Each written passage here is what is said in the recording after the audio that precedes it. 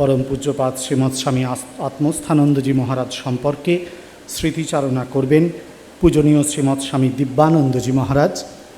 দিব্যানন্দজি মহারাজ রামকৃষ্ণ মঠ ও মিশনের অছি পরিষদ পরিচালন সমিতির সদস্য এবং রামকৃষ্ণ মিশন সারদাপীঠের সম্পাদক। জননীম শারদাম দেবীম রামকৃষ্ণম জগদ্গুরুম পাদপদ্মে তয়ো শ্রিত্বা প্রণমামি মুহুর্মুহু। আজ আমাদের অন্যতম সংঘগুরু পঞ্চদশ সংঘগুরু শ্রীমৎ স্বামী আত্মস্থানন্দজির এই স্মরণ সভায় আমাদের পরম পূজনীয় ভাইস প্রেসিডেন্ট মহারাজ স্মরণানন্দজি মহারাজ, আরও যারা আছেন মঞ্চে বসে, মহারাজ চলে গেলেন, সকলকে আন্তরিক শ্রদ্ধা নমস্কার শুভেচ্ছা জানাচ্ছি। সামনে যারা বসে আছেন সকলকে, মঞ্চে আছেন আমাদের সুনীলবাবু, ডাক্তার মুখার্জি, তাঁদেরও। এতক্ষণ আমরা খুব সুন্দর স্মৃতিচারণ শুনেছি, আর বিশেষ কিছু বলার নেই। অনেক বলার ছিল সেগুলি অনেকে বলে ফেলেছেন, তবুও কয়েকটি কথা বলতে হবে ম্যানেজার মহারাজের নির্দেশে। তা আমি কতগুলি ব্যক্তিগত কথা বলি। মঠে যারা সন্ন্যাসী হিসেবে যোগ দেন, সংঘগুরুদের অন্য গুরুজনদের ভালোবাসার ছোঁয়া পেলে তাদের ওই যে বাড়ি থেকে আসার পরে মা বাবাকে ছেড়ে আসার যে কষ্ট, সেটি অনেকটা কমে যায়। আমার নিজের জীবনেও এই রকম সৌভাগ্য হয়েছিল। বড়দের অনেকের স্নেহ ভালোবাসা পেয়েছিলাম। তাদের মধ্যে অন্যতম এই সদ্য প্রয়াত আত্মস্থানন্দজি মহারাজ। দীর্ঘ 42 বৎসর 1975 মহারাজ এসেছিলেন। তারপর থেকেই সুযোগ পেয়েছি অনেকবার তার কাছে যাওয়ার, তার কাছে নিজের মনের কথা খুলে বলার এবং তার সাথে কিছু প্রয়োজনীয় আলোচনা করার।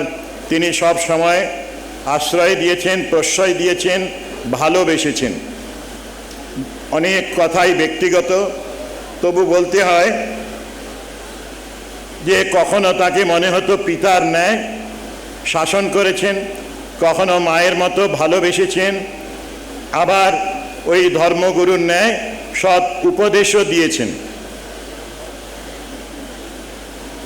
একদিন মনে পড়ে, রহড়া আশ্রম থেকে অটোতে বিবেকানন্দ আশ্রম যাচ্ছি উপনিষদ ক্লাস করতে। আশ্রমের অটোতে যাচ্ছিলাম, বালি ফায়ার ব্রিগেডের কাছে একটা অ্যাক্সিডেন্ট হলো। ব্রেক ফেল করে আমরা পাশে একটা দেওয়ালে ধাক্কা মারলাম। সেই সময়ে ওই হাঁটুতে আমার চোট হলো।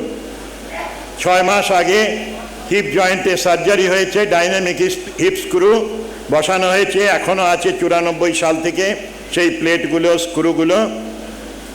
তো মহারাজ পরের দিনে আমায় ফোন করলেন, বলেন কি হে, ন্যাড়া কবার বেলতলায় যায়।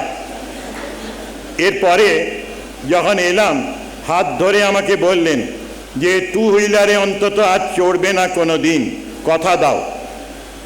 এর মধ্যে তার ভালোবাসার ছোঁয়াটি পেয়েছিলাম। সত্যি আজীবন তিনি আমাকে ভালোবেসেছিলেন, একবারে ছোট ছেলের মতো। আমার ওই ভুঁড়িটা দেখে তিনি মাঝে মাঝে খোঁচা মারতেন, এবং আমি শেষ সময়ে কয়েক মাস আগে তাকে জিজ্ঞেস করেছিলাম, চুপ করেছিলেন, চিনতে পাচ্ছেন, যার ভুঁড়িতে আঙ্গুল লাগাতেন এবং ভুঁড়ির জন্যে এক্সট্রা লজেন্স দিতেন। তো সেই আমি এসেছি অমল। উনি হাঁ বললেন। এই তাপস মহারাজ বলছিলেন বিমলাত্মানন্দজি যে জ্ঞান ছিল ভেতরে ভেতরে, সেটা আমিও অনুভব করেছি। আমি আশা করেছিলাম মহারাজ 100 বছর থাকবেন। আমার খুব জোর ছিল। 17 তারিখেও আমি অনেককে বলেছি যে মহারাজ এই সংকটটাও কাটিয়ে দেবেন, কিন্তু সময় হয়ে গিয়েছিল, চলে গেছেন। আজও মনে হচ্ছে তিনি আছেন আমাদের কাছে। আমার কাছে ঘরে কদিন আগে একজন দরিদ্র বলবো না, এলআইজি বা লো ইনকাম গ্রুপের একটি মানুষ এসেছিলেন। তিনি আমাকে দেখালেন তার একটি স্মৃতির ছবি। দরিদ্র মানুষ, তিনি একটা সরু মালা এনেছিলেন, খুব সাধারণ। সেই মালাটি মহারাজকে দিতে মহারাজ বললেন পরিয়ে দাও। দেবরাজ বলে একজন এখানে সেবা করত, ফটোগ্রাফার ছিল, সে ফটো তুলেছিল। পরে দেবরাজ ওকে একটা ফটো দেয়, সালকিয়ায় ভদ্রলোকের বাড়ি। তিনি বলছেন দেখুন আমার মতো মানুষের এই অকিঞ্চন এই ছোট্ট একটি মালা, সেইটিও মহারাজ নিজে গলায় পরেছিলেন। এবং তার মনে হচ্ছিল, তিনি বলছিলেন যে এতদিন মহারাজ হাসপাতালে ছিলেন এটা মনে হয়নি, আজকে মনে হচ্ছে মঠটা ফাঁকা হয়ে গিয়েছে। সত্যি ওই জমিয়ে রাখতেন, মাতিয়ে রাখতেন, আনন্দে রাখতেন সবাইকে। তো এই রকমই আমি কালকে বসে আছি ঘরে, টপিক্যাল স্কুল অফ মেডিসিন থেকে এক ডাক্তার এলো, ডাক্তার প্রামাণিক। বললো আমি জানি তাকে খুব ঘনিষ্ঠ। সে বলল আমি 7 দিন ওই সুন্দরবনে সাইক্লোন রিলিফে মেডিকেল টিমে ছিলাম, 7 দিন পরে ফিরে এলাম পদ্মচরণ মহারাজের একটা চিঠি নিয়ে মহারাজকে দেবার জন্যে। মহারাজ বললেন ওই গ্রামের কথা বলো যেখানে তোমরা রিলিফ করেছো। ডাক্তার বললেন যে মহারাজ ওখানে খুব খারাপ অবস্থা, সাইক্লোন হয়েছে, জলোচ্ছ্বাস হয়েছে, বাড়িগুলো ভূমিসাৎ হয়েছে, মাঠে এখন টারপলিনের নিচে, মিশনের দেওয়া টারপলিনের নিচে মানুষ বাস করছে, অনেকে টারপলিন পায়ওনি, কারণ অসংখ্য মানুষের দুর্গতি হয়েছিল সেবারে মালেকান গুমটি এই অঞ্চলে।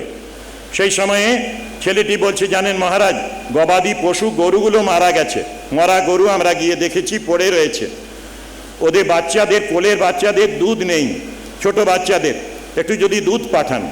মহারাজ সেদিন একটি অদ্ভুত কথা বলেছিলেন, ইংরেজি শব্দ, সেটা বলতে চাই না। বলেন আমার তো এই দশা, আমার স্বাদ অনেক কিন্তু সাধ্য নেই, কি করব, পারি না বলে তার চোখ জলে ভরে এলো। ডাক্তার বলছে যে আমারও সেদিন চোখ জলে ভরে গেছিল। আমি যখন ওই কথাগুলি বলে তারপরে মহারাজের ওই প্রতিক্রিয়াটি পেলাম। মহারাজ পরের দিনে আমাকে ফোন করেছিলেন এই কথা বলার পরে, বলেন কেমন ডাক্তার পাঠিয়েছ হে, অপরের দুঃখে যা চোখ দিয়ে জল আসে এমন তো ডাক্তার দেখি না। সে তখন পিজিটি করছিল, এমডি করছিল ওই টপিক্যাল মেডিসিনে, এখনও গরিব মানুষের খুব সেবা করে। ওই এন্টালিতে গিয়ে বৃদ্ধ এক মাতাজিকেও সেবা করতো, কদিন আগে তিনি দেহত্যাগ করেছেন, ডাক্তার নিতাই প্রামাণিক, বড় অদ্ভুত মানুষ। তো সে বলতে বলতে আমার কাছে কালকে কান্নাকাটি করছিল যে এইরকম মানুষের সাথে অল্প সময়ই আমার দেখা, কিন্তু আমার জীবনটা একটা অদ্ভুত অনুভূতিতে ভরে গেছে। সত্যি মানুষের প্রতি এরকম অকৃত্রিম ভালোবাসা, ভজনানন্দজি বলছিলেন তার ভালোবাসা দেখানো ছিল না, একেবারে অন্তর থেকে। আমাদের ঠাকুরের সম্বন্ধে বলা হয় লাভ পার্সনিফাইড। এরা আসলে ঠাকুর, মা, স্বামীজি, ওই সবার কথা ভাবতে ভাবতে তিনি নিজে কেদার মহারাজ বা অচলানন্দজির কথা বলতেন, কেদার বাবার কথা, ওই বেদমূর্তি বা বেদান্ত মূর্তি জগদানন্দজির কথা শুধু মুখে নয়, এগুলো জীবনেও ট্রান্সলেট করেছিলেন। আমরা বলি শ্রবণ মনন নিদিধ্যাসন। মহারাজ আমার মনে পড়ে আমরা যখন প্রথম ট্রেনিং সেন্টারে ওই সেকেন্ড ইয়ারে মঠ রুল পড়া হচ্ছে, সেই সময় খুব গম্ভীর মানুষ, আমাদের শান্তি মন্ত্র পাঠ হয়ে গেল, তারপরে প্রশ্ন করছেন 3 বার শান্তি শান্তি শান্তি কেন বলা হয় বলো তো। আমাদের মধ্যে অনেক পণ্ডিত সাধু ছিল, এই বিমলাত্মানন্দজি ছিলেন, অশোক মহারাজ ছিলেন, ব্রহ্মস্থানন্দ, মুক্তিনাথানন্দ, আরও অনেকেই। কেউ উত্তর দিতে পারেনি বা সবাই চুপ করেছিল। মহারাজ সেই সময় ত্রিবিধ দুঃখ, তিতাব জ্বালা এবং আদি ভৌতিক আধ্যাত্মিক, ওই আদি দৈবিক অশান্তি এবং শান্তি উত্তরণের কথা খুব সুন্দরভাবে, আমরাই বোধহয় সবাই মিলে না বলেই সুযোগ করে দেওয়া হলো। আর মহারাজ সুন্দরভাবে এই তত্ত্ব আলোচনা করেছিলেন। যখনই মহারাজের কথা শুনতাম ভেতরটা যেন খুব উৎসাহ বোধ করতাম। আমার মনে হয় ওই 82 সালে যুব সম্মেলনের কথা সারদাপীঠে হচ্ছে, মহারাজ বিদ্যামন্দির হোস্টেলে গেলেন, গিয়ে সেখানে ওই রকম ছেলেদের সাথে মিট করলেন যারা এসেছে শিবিরে অংশ নিতে। দেখে এসে বলছেন দেখো খুব ভালো ভালো ছেলে এসেছে, 2-1টা হয়তো বদ ছেলেও আছে। সত্যরূপানন্দজি ছিলেন এখন রায়পুরের অধ্যক্ষ, আর আমি ক্যাম্প ইনচার্জ ছিলেন সত্যরূপানন্দজি, আমি অ্যাসিস্ট করছি।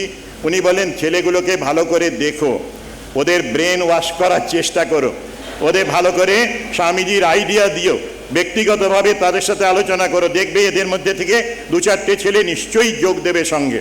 সত্যি হয়েছিল, এই তার কথা সত্য হয়েছিল।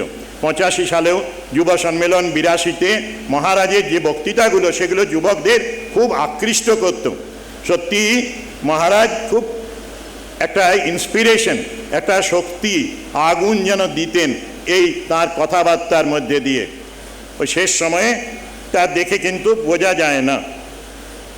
আমরা ট্রেনিং সেন্টারে যখন ছিলাম সেই সময় অনেক সমস্যা হয়েছিল, খুব সংকটের মধ্যে গেছিলাম আমরা। সেই সময়ে মহারাজের কাছে বারবার ছুটে যেতাম এবং মহারাজ সেই সময়ে খুব সৎ উপদেশ দিয়ে আমাকে বিশেষ করে খুব শান্তি দিয়েছিলেন। মহারাজের মতো মানুষের সম্বন্ধে সেই সময়ে ওই ভালোবাসতেন বলে ভালোবাসার জন্যে মহারাজের সমালোচনা হয়েছে, নানা রকমের ক্রিয়া প্রতিক্রিয়া হয়েছে, কিন্তু আমি দেখেছি মহারাজ কেমন অচঞ্চল, মুখে হাসি, একেবারে অমলিন, ওই রকম পরিষ্কার চিত্র বলতেন। আমি বলতাম মহারাজ আপনার সম্বন্ধে এরকম বলছে, তখন বলতেন বলুক না শালারা, তাতে কি যায় আসে, আমি তো ঠিক আছি। সত্যি অদ্ভুত মহাপুরুষ।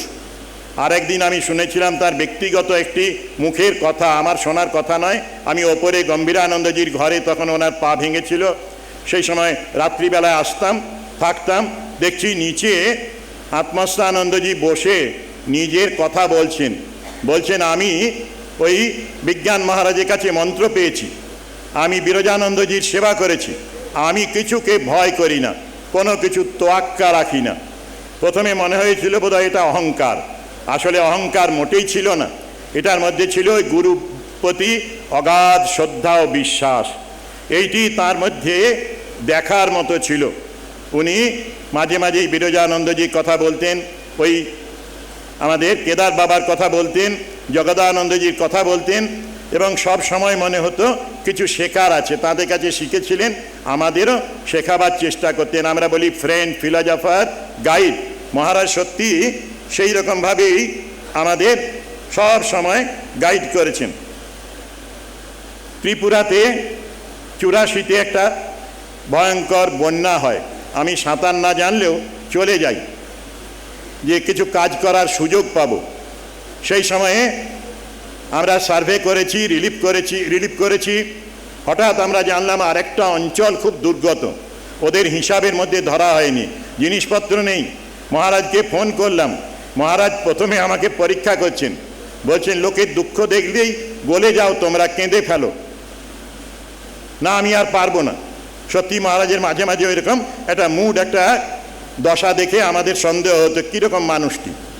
পরক্ষণেই আমি যখন বললাম মহারাজ তাহলে এখানে ভিক্ষে করি আমরা, আমাদের রিলিফের কাজ তো ব্যাহত হবে, মহারাজ তখনই বলেন না হে, তোমায় পরীক্ষা করছিলাম, তোমার মনটা দেখছিলাম। তারপরেই দ্রুত এয়ার ইন্ডিয়াতে কার্গোর মাধ্যমে ওই ত্রাণ সামগ্রী যা চেয়েছি পাঠিয়েছেন। আবার জিজ্ঞেস করতেন আরও কত লাগবে বলো। হৃদয়টা সত্যি বিরাট বড়। স্বামী বিবেকানন্দ চিকাগো বক্তৃতায় হিন্দু ধর্ম সম্বন্ধে বলতে গিয়ে বলেছিলেন যে মানুষ হলো একটা অনন্ত বৃত্তের মতো, man is an infinite circle whose circumference is nowhere but the centre is located at one point. হৃদয়টা হলো কেন্দ্র, আর মানুষ, আসল মানুষটা, যে মানুষটা বড় মানুষ, সে অনন্ত পর্যন্ত নিজেকে প্রসারিত করতে পারে। মহারাজের জীবনী যদি পড়ি, আজকেই সুন্দর বাংলা ইংরেজিতে জীবনী বেরিয়েছে, তার জীবনী পড়লে এগুলো বুঝতে পারি।